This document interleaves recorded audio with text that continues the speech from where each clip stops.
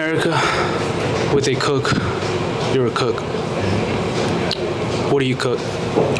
So I specialize in traditional Japanese ramen, but I've been cooking for 12 years, so I've done lots of different dishes, American cuisine, Italian cuisine, but I stick to Japanese ramen right now. What's your favorite dish to make? That's a hard one. My favorite dish to make would probably be like barbecue pork buns. Oh, snap. Yeah. Gotcha. Now, what do you like about that? Do you usually eat them a lot, or do you make them for? Well, is a dish you like to make for others? It's mainly because it combines a lot of the things from the Southern culture that I grew up eating, like smoked pork is very important here, and then it's a dish that I can somehow incorporate that Japanese influence into, so I can make pulled pork the way my granddad would, but then put it in a bun the way someone in Japan would. And then when people taste it, they don't know the difference really, but it's still a combination that I can create. And something like that would be accompanied by what drink? See, I'm a big IPA fan, but when you're thinking Japanese culture, sake, something with a little bit of bitter notes goes well with sweet pork. So. Oh, I got you. Now we're here in the South, getting a little bit more an American. Yeah. What is one of your favorite Southern foods? Favorite Southern food is probably macaroni and cheese. I feel that. That's good. That's Yeah. really good. All right. So when you get in the kitchen, you're like an artist. Yeah. You know, that's your canvas. What goes on your mind when you before you start preparing, before anything? Like, for the most part, whenever I get here, it's just, all right, make a prep list. Think about every single thing that you're going to prepare that day, everything that you're going to try to serve that day, and then just start with whatever takes the longest, because you only have but so much time in the day. And when you got 12 hours of service, and a lot of the things that I cook take 6 to 8 hours depending on what it is. I have to get here early, start working on those things. I wake up planning my day out because every single minute counts. Like 7 minutes on an egg means I have to have 7 minutes to prepare a lot of things. And in that time where that's going, I'm doing other things. I'm just bouncing around the kitchen. Like, people think about working in a kitchen as we're preparing food, but it's honestly closer to a team sport. Like, I get here thinking about, like, everything is a play. It's something that I have to do in a specific amount of time in order to make sure I make a goal at the end of the day. Oh, okay. I got you. And what do you have for breakfast? Usually 3 eggs and rice. Like, I make a spinach omelet, 3 eggs, Keeping it simple. rice. Yeah. I got you. When I'm at work, I'm eating to fuel the body. When I get home, then I make something that I enjoy. But for the most part, I'm just eating to make sure that I'm going. Oh, I got you. And what was the first dish you remember making? The first dish I ever made, blackberry pie, was the first thing that I ever prepared from beginning to Oh, end. something sweet? Yeah. I got you. Yeah. And where did this, inspiration just to start cooking, where did it come from? Well, all the men in my family cook, and I mean, we're in the South, so going out to eat isn't really a thing here unless you got the money that week. So Yeah. for the most part, it was, you got to eat to live, you got to learn how to cook. So being around all my family members, my dad, my granddad, my uncles, they just sit outside, cook meat. So now I'm in a process where I'm inside, but start my day cooking meat. I got you. And what is something you look to get out of people? You know, just when you make a dish, are you expecting something, or do you already know a reaction they're gonna get, or? That's the thing that I learned working in the kitchen so long is, for the most part, you know what the reaction's going to be. You hope for good ones. You know there's going to be some bad ones. But at the end of the day, like, you know, people came here to get food. People eat. Half the time they don't really have any reaction because they got exactly what they expected, food. Every once in a while you get a compliment, and that's always nice. Sometimes you get a complaint. Those aren't the best. But the thing that I spend most of my day doing, it's a 10-minute experience for most people. They sit down, they grab a fork or chopsticks, they eat it. When they're done, they're like, and they walk away, and that's okay. That's the part of the service. I got you. Oh, that's really interesting. And are you now going into you being a person being served, where do you like to eat? That's the funny thing is, for the most part, if I do go out to eat, I eat at the same restaurants and I eat the exact same dish. So, like, I like eating at King Hefe here. Okay. It's Japanese, like, fusion. It's a lot of American cuisine mixed in there, and it's just something interesting.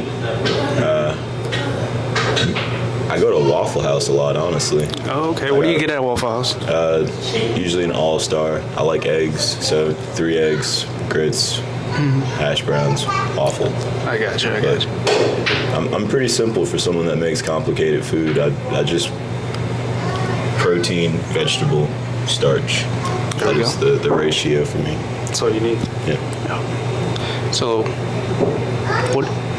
what is a tomato to you?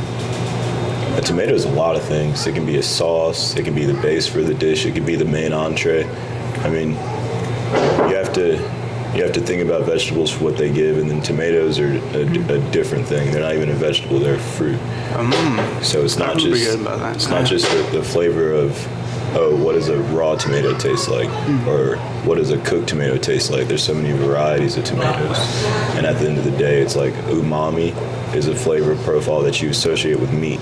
But when a tomato is roasted properly, you can get umami from a tomato. You can cook it down slowly. You can serve it cold. There's so many different uses for a tomato, but I like them on sandwiches. Oh, yeah, that's true. What other vegetables do you feel that aren't being used that much that have really great potential? As a ramen chef, onions. Like, I use so many different kinds of onions, shallots, chives, scallions, leeks. Like, they're all in the same family, but they all have a different flavor profile. They all serve a different purpose in certain dishes. A lot of people don't like onions because, it's an aroma thing, but at the end of the day, the aroma is what you get from an onion. Like, that's the whole purpose of it. But to me, food starts with an onion. Every single dish, regardless of what it is, to me, starts with an onion. Talking about onions, that reminds me a lot of like Indian food. No, they use a little bit more garlic. Yeah. What other? How about spices? What's your spice ratio, or how do you work with spices?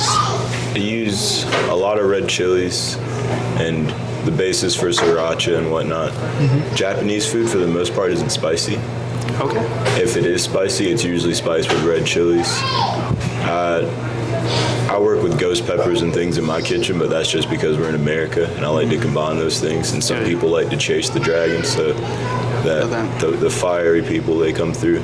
So then I use things like ghost peppers, Carolina Reapers. But for the most part, red chili typically has enough spice to spice up dishes that I serve here. I got you. Have you gotten any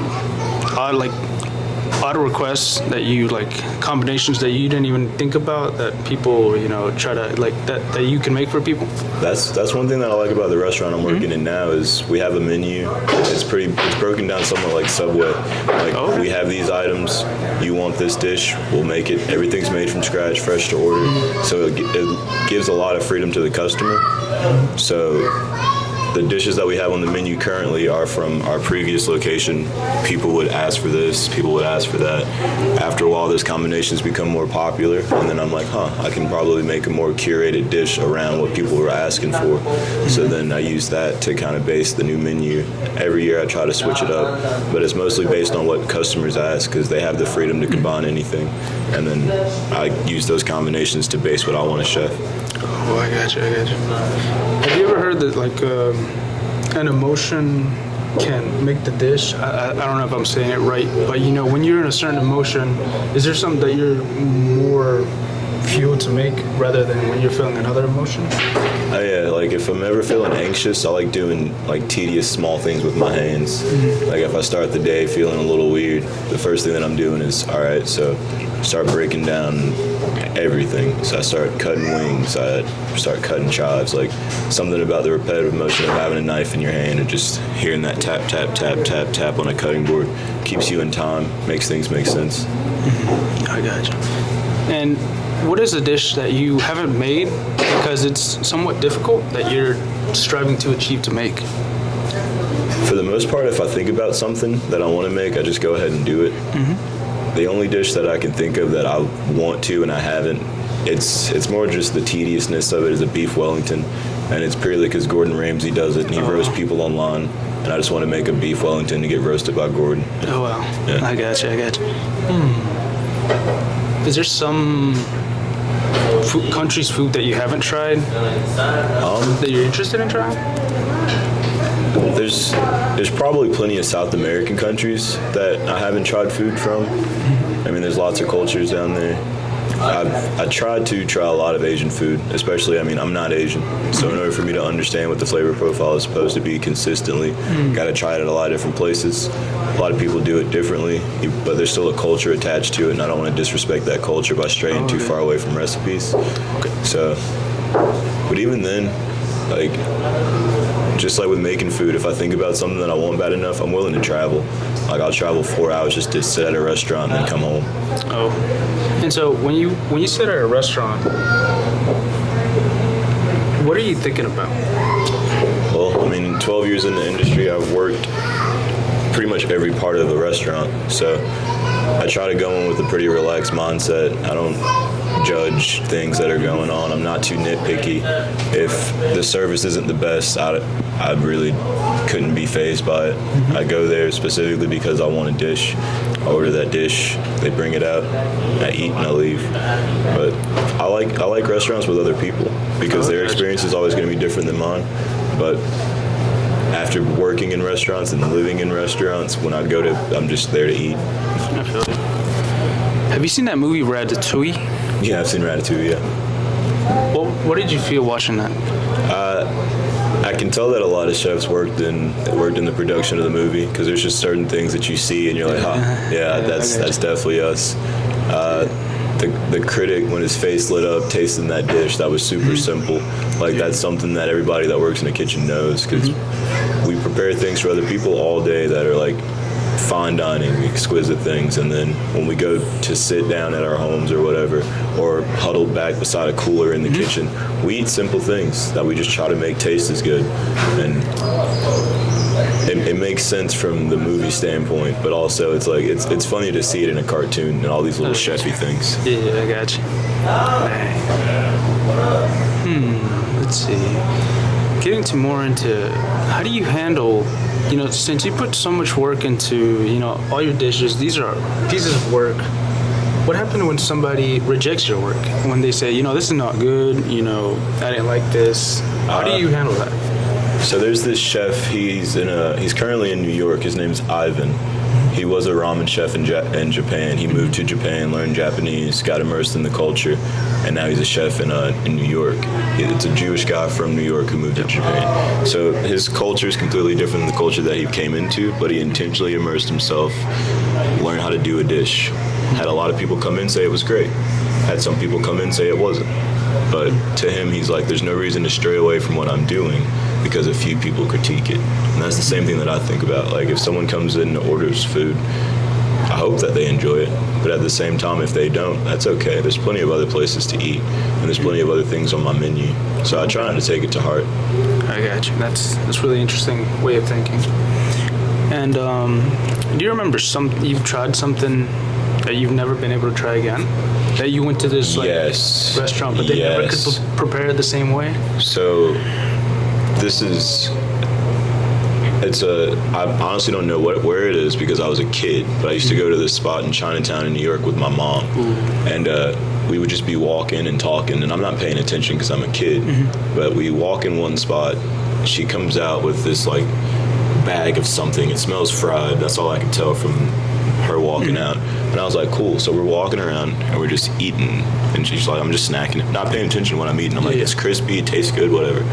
And then like eventually I actually pay attention and look at what I'm eating, and it was just the tips of chicken wings, the part that you typically throw away, just fried up, tossed in some kind of seasoning. I'm still not sure what it was, but it was just fried chicken tips. And it's one of those things where I don't know where I would ever get it again. I don't know where in Chinatown we were whenever I got it.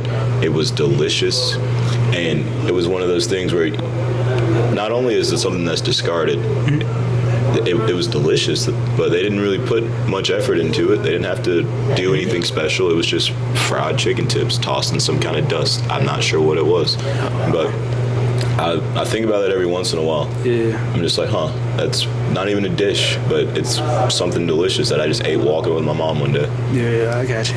Do you have any more stories like that? Do you, that, just encounters with like something you can't explain, like food-wise? I mean, it's weird. I'm a food nerd. I'm a nerd. Anything that I enjoy, I try to learn everything about. If there's an artist that I listen to, I'll listen to their entire discography front to back, over and over. If there's an artist that I like, I'll look at every single piece of art. When it comes to food, if there's a dish that I want to know about, I'm going to research it, and I'll research it heavily. So even things that I've never tried before, I mean, after working in kitchens, you can kind of taste something by knowing what the components are. So I'll see a dish, and I'm like, oh, that's cool. I'll research it, and I'm just thinking about what it tastes like. So whenever I do eventually go eat that thing somewhere, I'm like, that's exactly what I thought it would be. Never too surprised nowadays. So, do you think, like, if you see a certain dish and you see the ingredients, do you already have a pre-idea of what it's going to taste like? For certain things, cultures where food's cooked slower, especially, those are the ones where a lot of flavors you've never experienced come out. Like a lot of Indian culture, like the things are cooked at different temperatures for different amounts of time than things that you've experienced as an American. So whenever you go try something, you could say that this is just onions and carrots and potatoes, and I'm like, I believe you, but there's a certain flavor and a certain texture that you get in the velvety. Like, I love Indian curries because curry in concept is just a spice blend. It doesn't technically mean a dish. You could say chicken curry or you could say potato curry, but it's really just we added a specific blend of spices to chicken, or we added a specific blend of spices to potatoes, and then the technique that's behind that isn't even part of the name of the dish. So to say something is a curry, really it's extremely vague, but that's what makes curry so good to me, because you can tell me what's in it and I'm like, cool, and then I go to eat it and I'm like, that is not that. Yeah. Like, I believe you, but how does it taste like this with all? But I'm sorry, I got off track. That's good. That's good. I want to hear your part. Now, the simple, chicken soup. Have you ever gotten sick? Is there a certain way you prepare chicken soup? I prepare chicken soup like my grandma does, but that's just because I grew up watching her do it over and over and over and over. And she was one of those people where anything that we used, we tried to save everything that was worth it.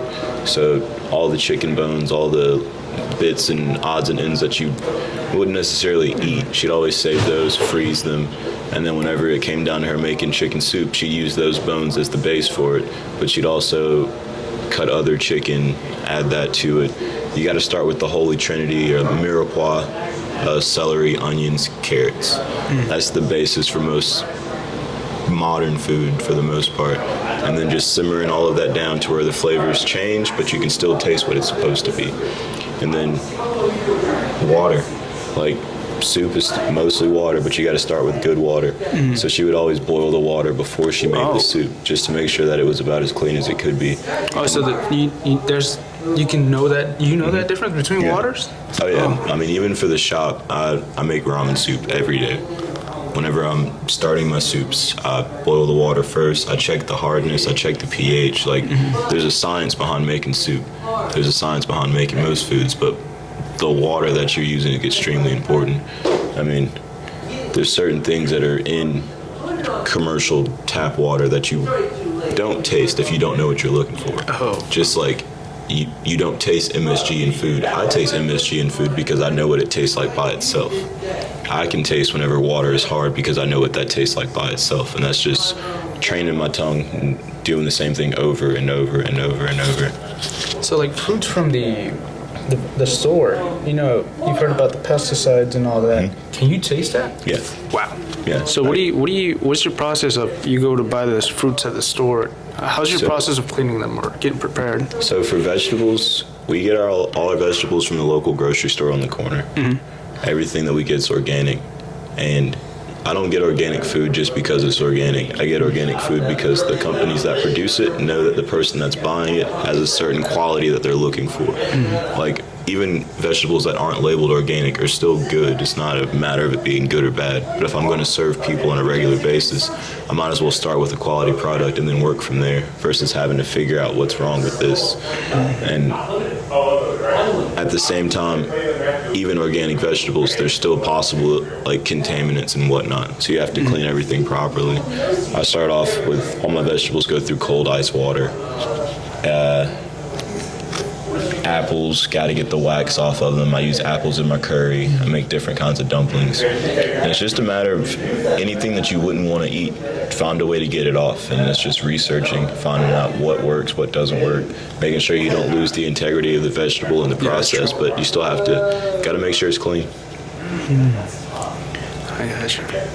That's really interesting. Like a person, just put it rinse it over the water, and that's it. But you're going to a whole different way to do this, which is really interesting. What do you think of Hot Pockets?